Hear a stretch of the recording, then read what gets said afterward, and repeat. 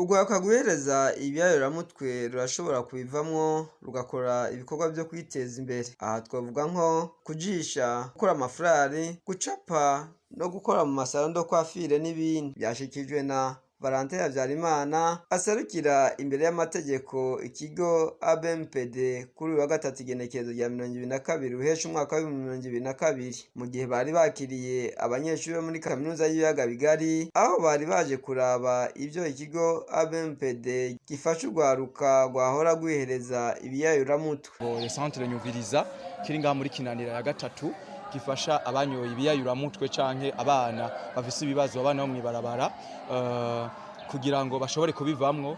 Ni kuvuga yuko baje kuraba rero ingene bikorwa, na cane cane ko mwabonye imyuga itandukanye dukora ituma urwaruka rushobora kuva mu marigara. Nico rero catumye bari hano no munsi, kandi bakaba ariko n'umuprofesere wabo asanzwe abigisha. Ibyo dukora, turakora vaneri mu kujisha inkoko, turakora amafurare akozwe mu buhinga bukomeye, mwabonye ko ari utuntu twiza.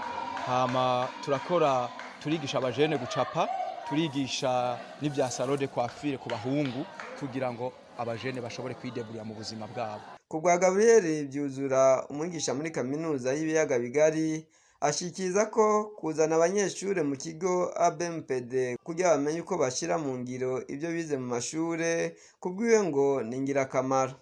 Ikigo twagitoye kubera nari nakimenye sanga bakoresha imigwi itari mike, na cane cane y'abamaze kugira ingorane kubera banyoye ibiyayuramutwe, hanyuma kandi bakaba bafise n'ibikorwa babakoresha mu migwi kugira ngo babafashe kugira ngo babive muri ivyo bintu babivemo.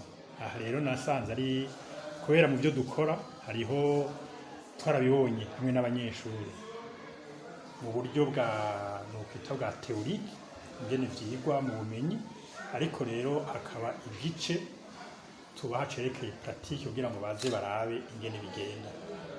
Nari gushobora guhamagara uyajejwe iki gihugu haza kwisigura hariya muri university, mugabo yahava nayo nyene agira ibintu avuga nkuko nanjye nasanzwe ndabivuga, mugabo twashinje kutubazana kugira ngo bavyibonere wenyene babaze babone ingene bigenda, kuko aya ma approche tuba twayabigishije. Abanyeshuri bari baje muri urwo rugendo bo bati twahungukiye ibintu byinshi.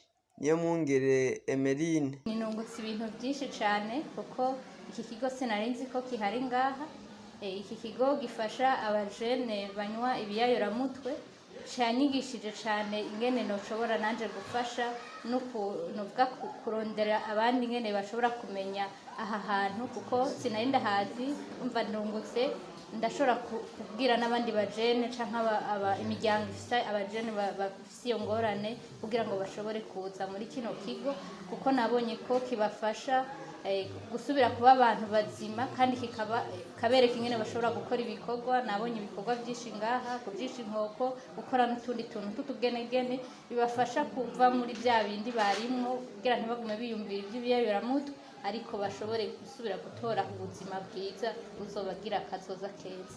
Umenya ko itariki 26 ruheshi ari umunsi mukuru mpuzamakungu witiriwe ntumpane ahubwo nyumviriza.